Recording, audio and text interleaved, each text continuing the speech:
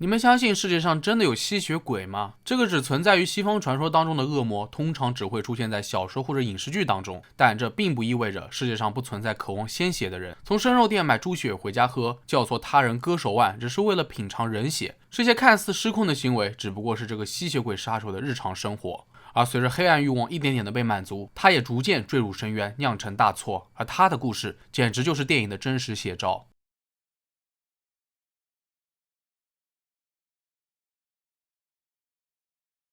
1989年10月20日，爱德华·鲍尔多克刚从俱乐部里面喝完酒出来，准备步行回家。他身材瘦小，是4个孩子的父亲。虽然喝得酩酊大醉，但爱德华还是留意街上有无出租车经过。这个时候，一辆汽车恰好从他的身边停下，车里坐了4个女人，其中一人身材特别魁梧。他摇下车窗说了几句话，爱德华就爬上车后座，没过多久便呼呼大睡。至于对方说是搭便车还是以性工作者为诱饵，这一点存在着争议。不管怎么样，反正爱德华是倒了大霉了，因为人家正愁找不到人下手。这位身材魁梧的女人名叫特雷西·威金顿，他们一行4人刚从女同性恋俱乐部里面出来，准备实施杀人计划。就这样，找到目标的一行人驱车前往奥里公园，在一处偏僻的地方停了下来。特雷西和对象丽莎下了车，把爱德华拖到河岸边。紧接着，丽莎把爱德华的衣服都脱了下来，一边与他交谈，实则是在给特雷西拖延时间。因为特雷西发现自己随身携带的刀根本就不适合杀人，于是他又回到车上换了一把。返回到河岸后，特雷西默默地站在爱德华身后，直接就捅了上去。此时的爱德华瞬间酒醒，他试图抓住特雷西的手，可根本就无力招架，反而脖子被刺了一刀。接下来就是最为血腥的一幕，特雷西抓着爱德华的头发，拼命地把他的脑袋往后拉，然后一刀刺进喉咙，鲜血喷涌而出。此时的特雷西已经杀红了眼，他丝毫没有想过要停手，刀子一次又一次地疯狂刺进爱德华的皮肤，刺了整整27刀，整个人几乎都要被斩首了。眼看爱德华断了气，特雷西这才罢手，还不慌不忙地在尸体旁边抽了一支烟。然而特雷西最想干的事情还没有开始，那就是喝人血。不过由于场面太过于血腥，丽莎感到了有些反胃，于是提前回到了车上。大约过了15分钟，特雷西在河边清洗完刀子和身上的血迹后才回到车上。在离开的路上，当被问到杀人的感觉时，特雷西淡淡的说道：没有任何感觉。与此同时，车上的所有人都闻到了他呼吸当中的血腥味道。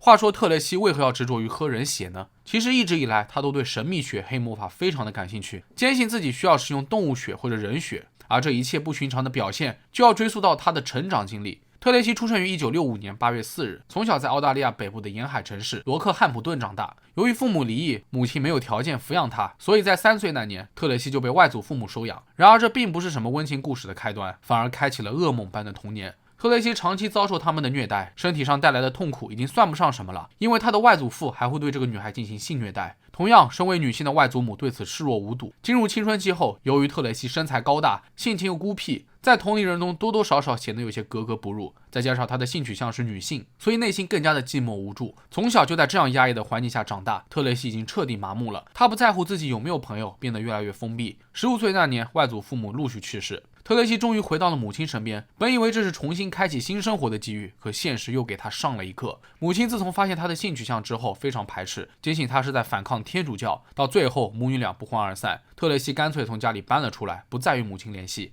据了解，20岁之前，特雷西一直在与一名叫做凯沃里的女孩同住。在对方眼里，特雷西是个虔诚的天主教徒，他不仅性格好，充满爱心，还抱有艺术天赋，从未有过出格的行为。可好景不长，特雷西就像变了一个人，他把长发剪掉，在外称呼自己为鲍比，还和一位名叫 Sunshine 的女孩坠入爱河。此后，特雷西便在俱乐部里面当起了黑衣保镖，他身上带满了各种镶有铆钉的腕带和项圈。据说这项圈的开锁钥匙只被桑夏一个人所拥有。为了让感情有进一步发展，特雷西还想过和桑夏生一个孩子，组成幸福的3口之家。为此，他随便找了一个男人发生了关系，可最后不幸流产了。其实，在日常生活当中，特雷西已经逐渐暴露出喜怒无常、极端偏激、阴暗且暴力的性情，以至于他和桑夏动不动就吵架，感情越来越不稳定。也大约在这个时候，特雷西认识了一名所谓的女巫，两人开始频繁通信，使得特雷西对神秘学产生了浓厚的兴趣。没过多久，他便开始研究黑魔法，经常画半人半动物的形象，而且不管到哪里都要随身携带着动物的骨头、塔罗牌、黑布等物品。另外，特雷西还经常举办降神会，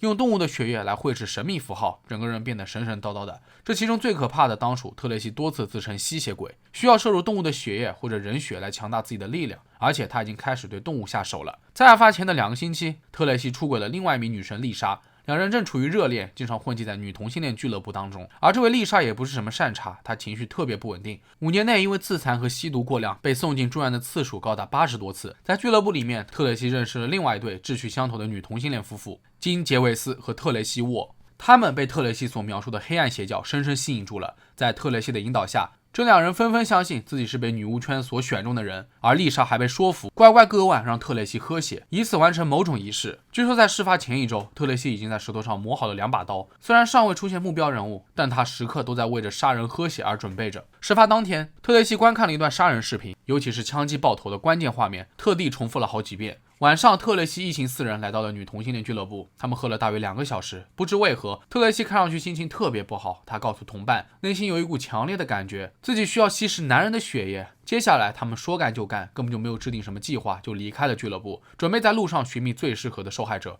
而倒霉的爱德华就这样出现在了他们的视线中。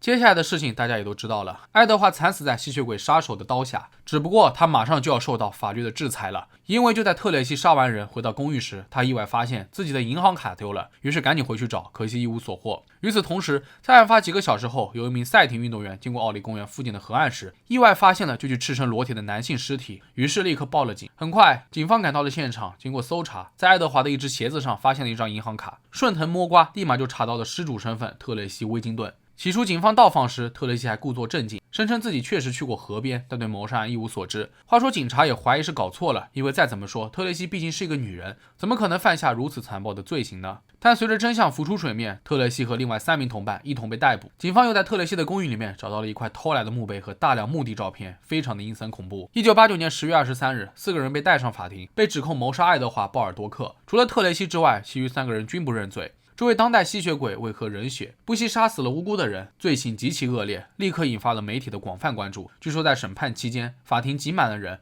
人们都想亲眼目睹澳大利亚有史以来最残酷、最离奇的罪犯。而特蕾西始终都摆出一副无所畏惧的神情，他交叉着双臂，似乎要与正义对峙。最终在1991年，陪审团判定特蕾西犯有谋杀罪，最高法院判处了他终身监禁。但这在昆士兰意味着蹲监狱不超过20年。丽莎也被判谋杀罪，金·杰维斯则被判过失杀人罪。特蕾西·沃因曾经阻止过伴侣参与，被判处无罪释放。说实话，公众对此是不满意的。这个喝人血的恶魔丝毫就没有悔改之心，还享受着恶名，只要蹲几年大牢就能够出狱，简直是人神共愤。据说在2006年，特蕾西还袭击了一名狱友和一名狱警，性质恶劣，但这丝毫不影响他申请假释。在失败了4次之后，第5次申请终于被通过。2012年1月11日，出狱的特蕾西因患有糖尿病，体重明显增加，此后便一直都很低调，没有过其他消息。然而从2019年开始，特蕾西竟然用化名在 Facebook 上面发布了一些奇怪的消息，比如有关于吸血鬼、女巫、恶魔和骷髅的照片，以及写有现在开始恐慌吧，因为我回来了的字样的表情包。还有一篇帖子中更是直接提到了吃人，你很脆，适合涂番茄酱。吸血鬼杀人在互联网上卷土重来，这引起了网友们的强势围观。但除了好奇之外，人们更多的是担心特蕾西是否在物色下一位受害者，而他到底是用什么方法通过假释的呢？或许在杀人的那一刻，特蕾西释放了压抑整个童年的情绪，